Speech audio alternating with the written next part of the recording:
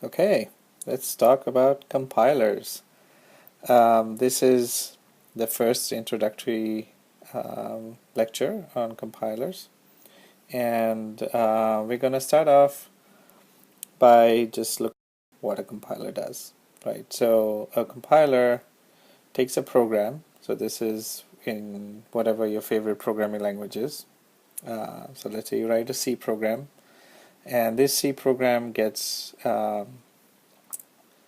sent into the compiler, and the compiler's job is to take that program and figure out what it's trying to do, and using the rules of this particular programming language convert it into machine code. And that machine code then gets loaded up by an operating system maybe, and runs eventually on your hardware. And whatever I'm saying here works equally well if it's a compiler or interpreter or anything else that's converting something into an object that's running on your machine. Okay, so it's running, it's fine. So what I want you to start thinking about is, what does this program? This program I want you to think about as a data file, because it's a data that's input to this compiler. And what the compiler is doing is taking this data file and then converting it into something that can be run on your machine. Okay, so let's look at a program that makes this kind of notion of a program as a data file very explicit.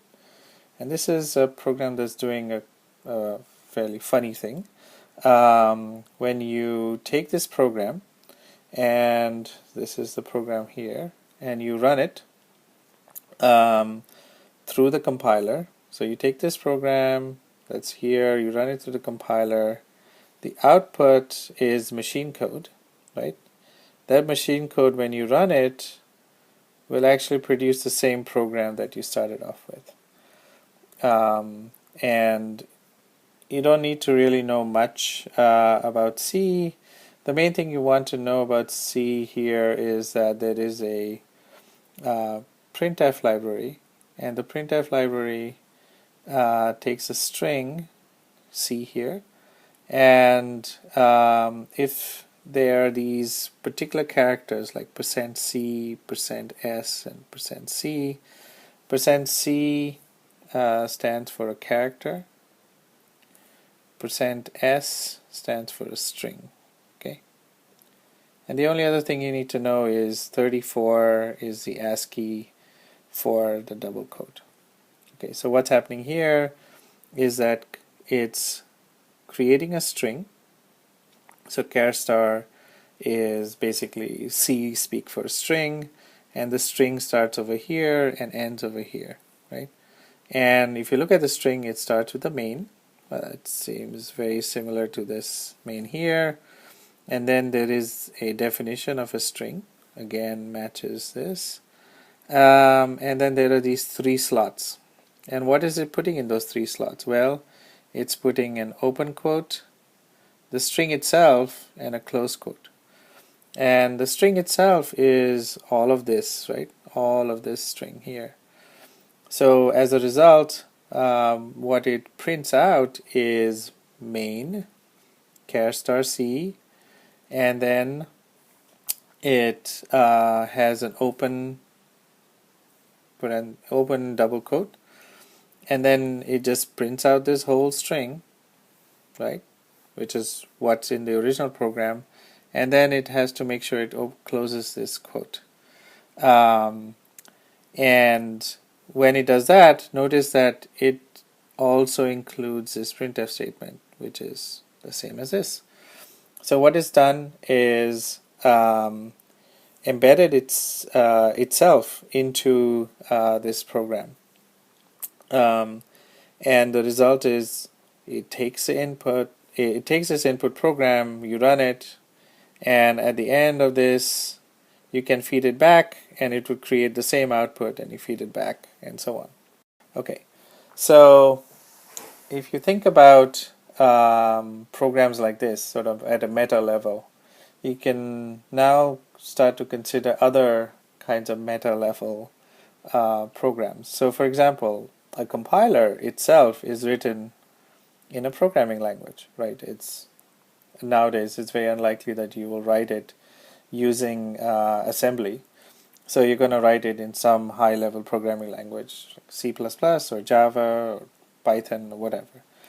And this compiler source has to go through a compiler, and now the machine code that's generated is run, and this is the compiler that you would run, right? So for example, if you have a program like GCC, which is your compiler, you have to start with the GCC source, and then you run it through a compiler, which is a binary, right?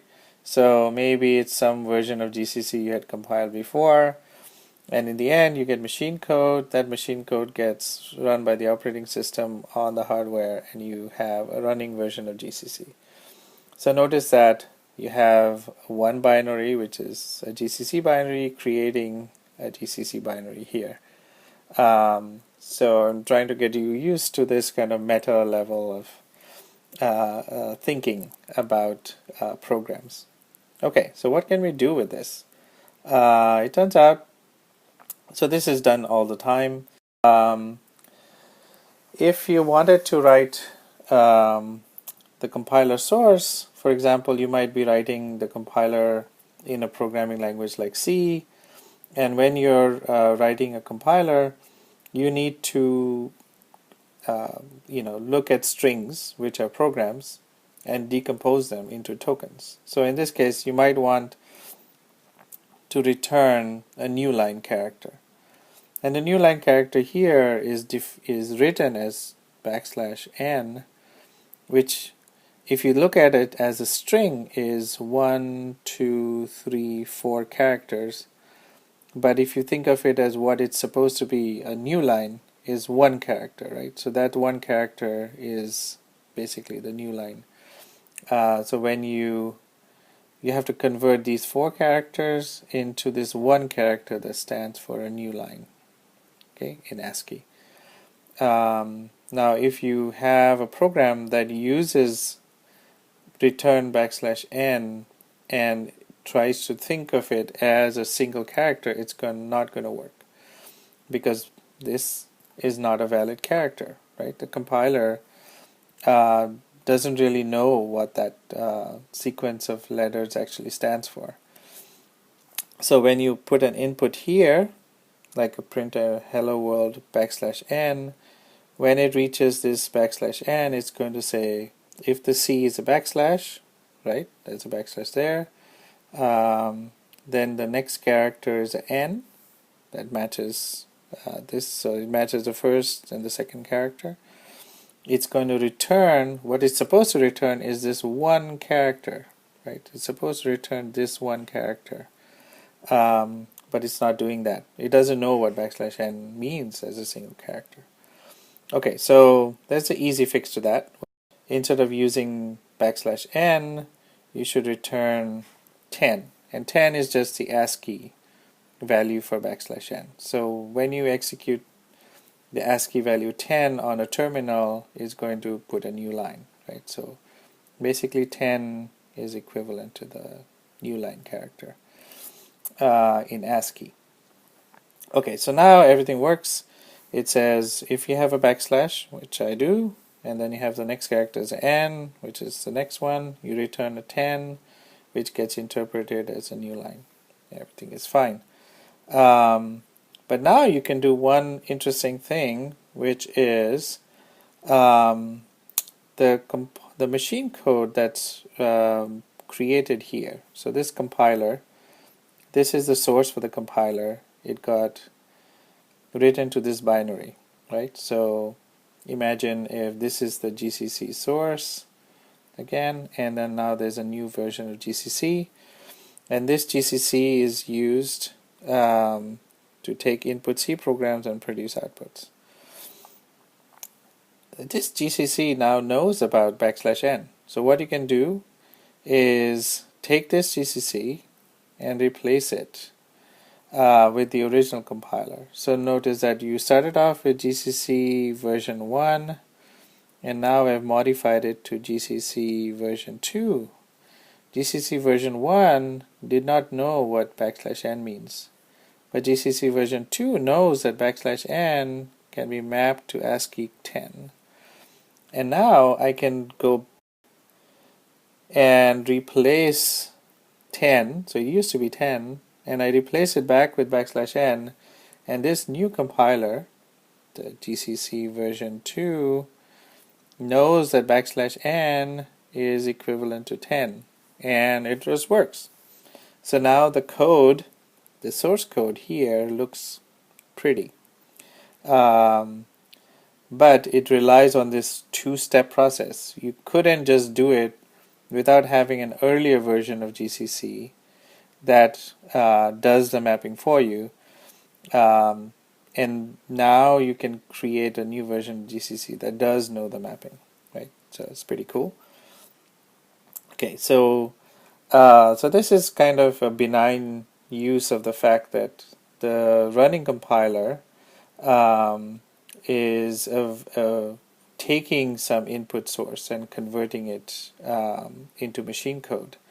And it's a nice, clever trick. But you can actually use it for good, as in this case, or for evil. So let's see how we can misuse this to do something that, people didn't really intend. Okay, so let's say that you're a cracker of some kind and you wanted to insert a root password Trojan. So what does that mean is, you want to be able to log in as any user or as a super user on any machine. And if you if you're a compiler writer, turns out you can do it. So you write the compiler. The compiler says, well, I know that Unix has a login command. And if I'm compiling the login command, I'll make sure that it inserts a special login permission for me, because I know what secret stuff I put into this source code in the compiler. And then for everything else, it just compiles it as usual.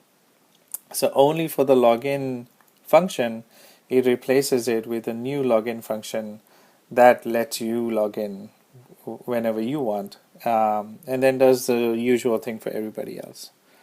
Okay, so in this case, it's a machine code that's sitting here and it's waiting, and at some point somebody is going to try and take a Unix source or Linux source and pass it through the compiler to get an operating system, right? And when it does that, the compiler has inserted a login crack for you. So this is exactly the same as this \n idea, but not so benign anymore.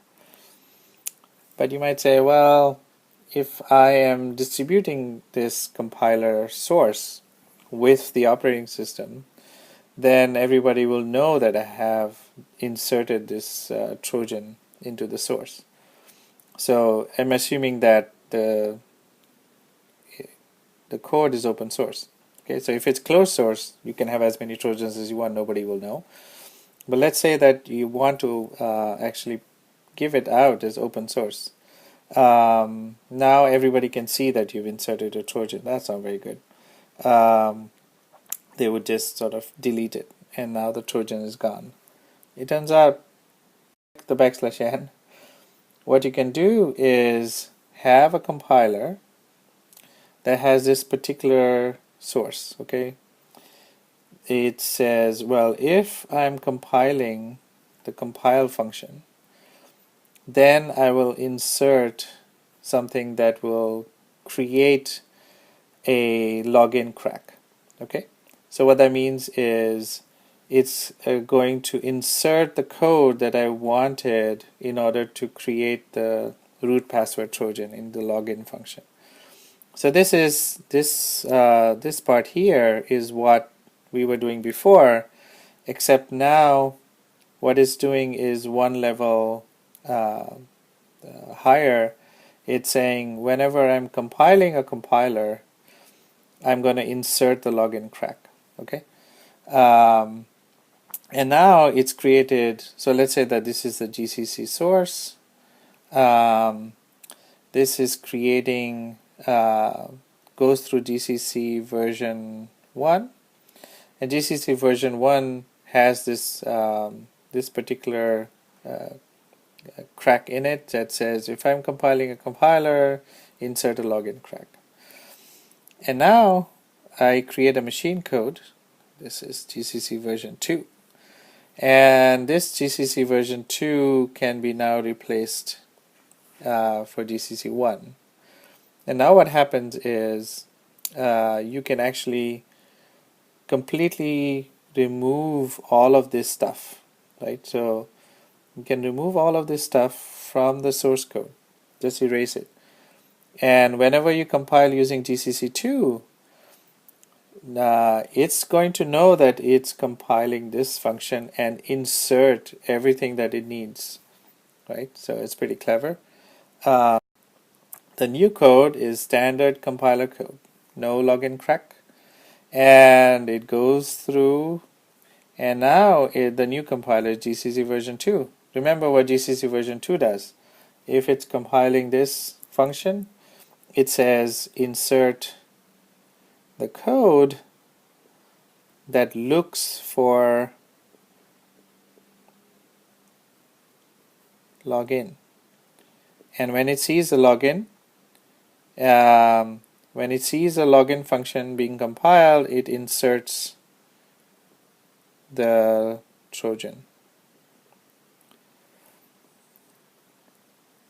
And there you have it. You can have completely open source code that's nonetheless compromised because you're always running it through some binary, and you have to be sure who produced that binary, otherwise you don't have much security.